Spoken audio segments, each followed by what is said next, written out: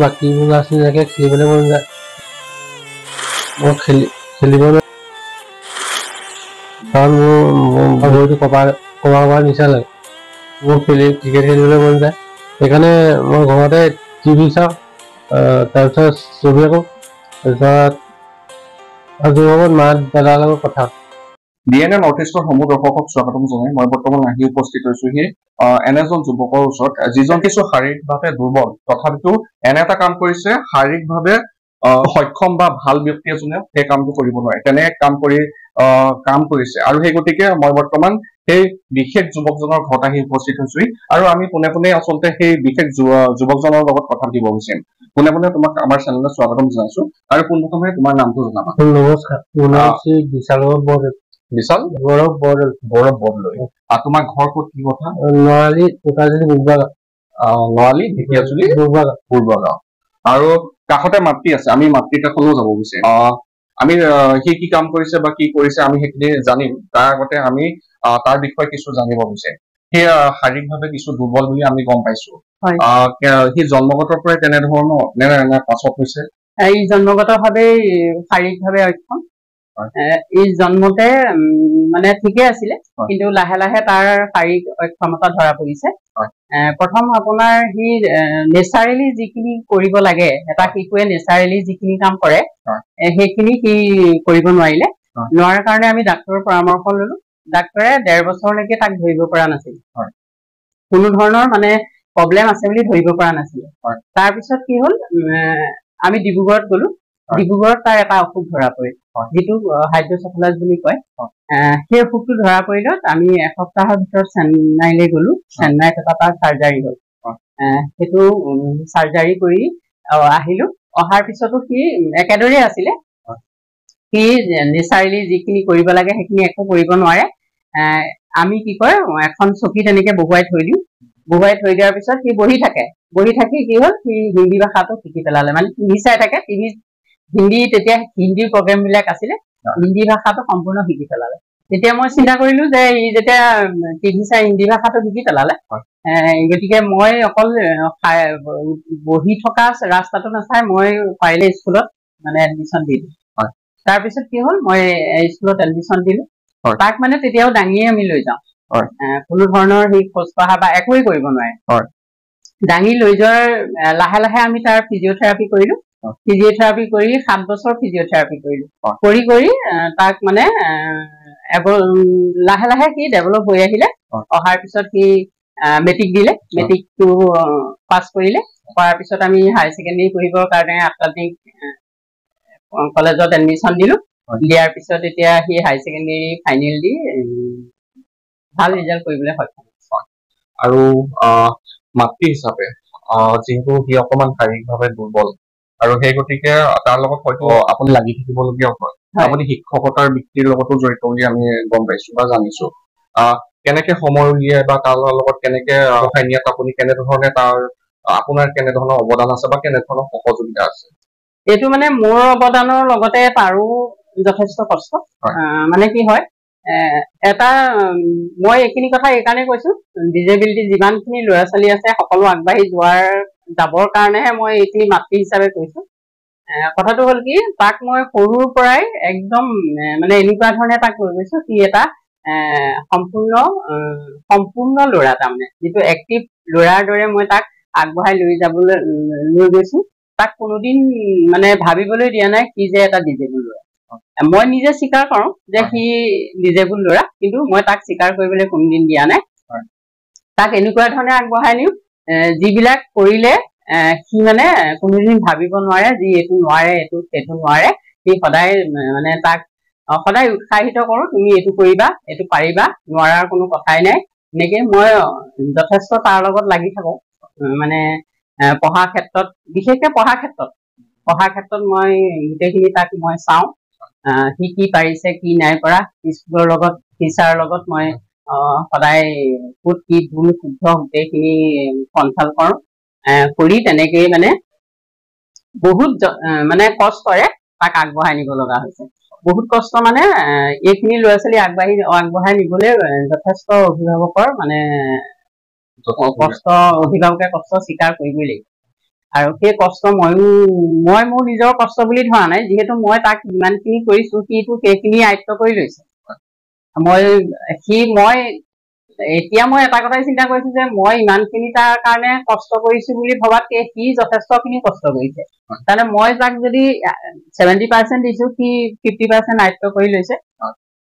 আৰু আয়ত্ব কৰি লৈ নিজেও সি যথেষ্ট মানে পঢ়াৰ প্ৰতি আগ্ৰহী।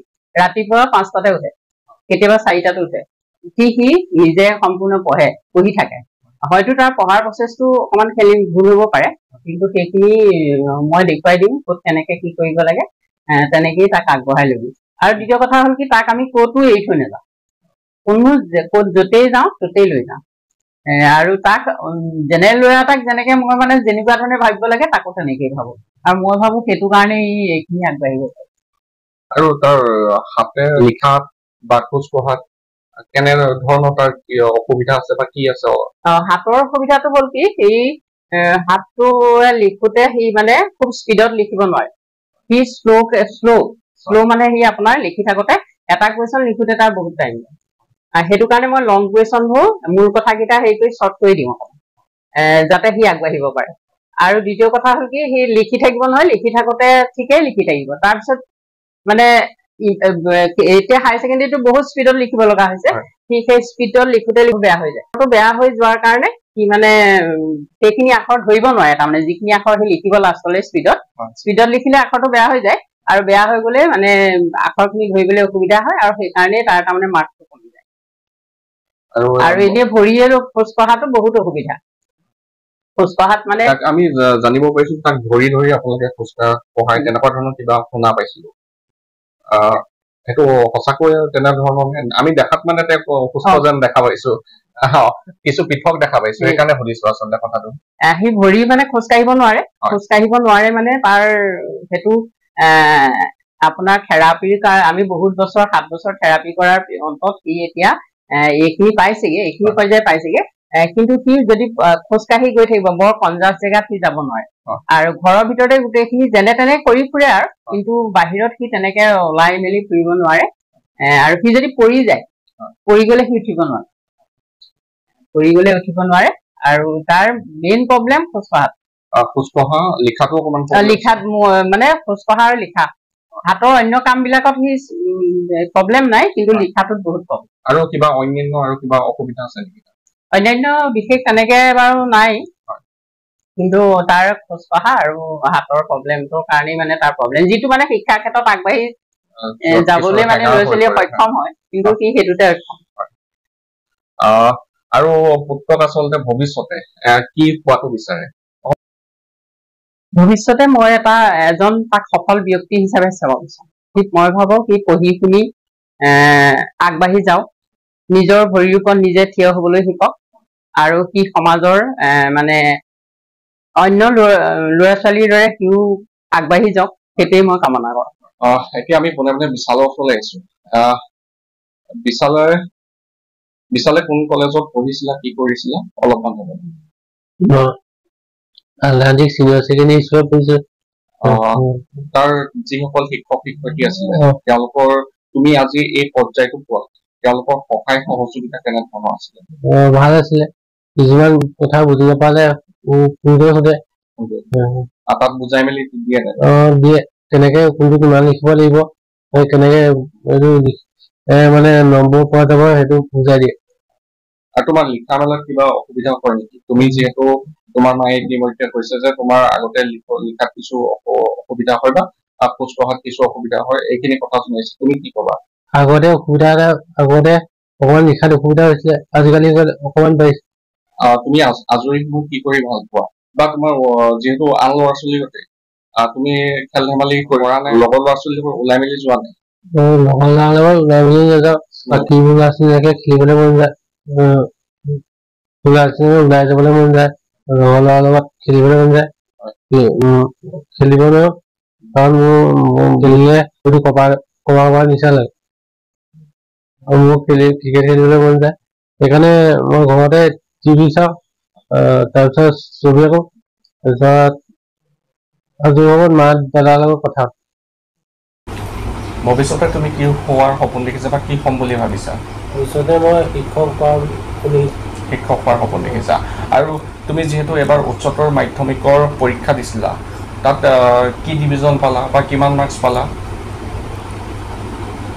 তাত মই ছেকেণ্ড ডিভিজন পাইছোঁ পাৰ্চেণ্টেজ 47.2 পাইছোঁ হয় এয়া আছিল আমাৰ মাজত বিশাল গৌৰৱ বৰদলৈ যিজন যুৱকে এবাৰ উচ্চতৰ মাধ্যমিকৰ যি চূড়ান্ত পৰীক্ষা আছিলে সেই পৰীক্ষাত অৱতীৰ্ণ হৈছিল আৰু ফলাফলত ছেকেণ্ড ডিভিজন পাবলৈ তেওঁ সক্ষম হৈছিলে তেখেতৰ শাৰীৰিকভাৱে কিছু দুৰ্বল তেখেতে লিখা মেলাতো বহুখিনি অসুবিধা আছে তেওঁ শাৰীৰিকভাৱে বহুখিনি দুৰ্বল ইতিমধ্যে তেখেতে জনাইছে তেখেতৰ কেনেধৰণৰ শাৰীৰিকভাৱে দুৰ্বল তেখেতৰ মাতৃয়েও ইতিমধ্যে জনাই গৈছে তেখেত খোজ কঢ়া হাতে লিখা মেলা সকলোতে তেখেতে অসুবিধা পায় তাৰ অসুবিধা হোৱাৰ পাছতো তেখেতে ছেকেণ্ড ডিভিজন পাবলৈ সক্ষম হৈছে আৰু এইকাৰণে আজি আচলতে মই বিশালৰ ঘৰত আহি উপস্থিত হৈছিলোহি যিহেতু পোৱা যায় যে আমাৰ সমাজত এনে কিছুমান যুৱক যুৱতী বা ছাত্ৰ ছাত্ৰী আছে যিসকলে আচলতে তেওঁলোকে শাৰীৰিকভাৱে সবল হৈও বহু সময়ত পৰীক্ষাত ফেইল কৰে উত্তীৰ্ণ হ'ব নোৱাৰে হতাশাত ভোগে আৰু বিভিন্নজনে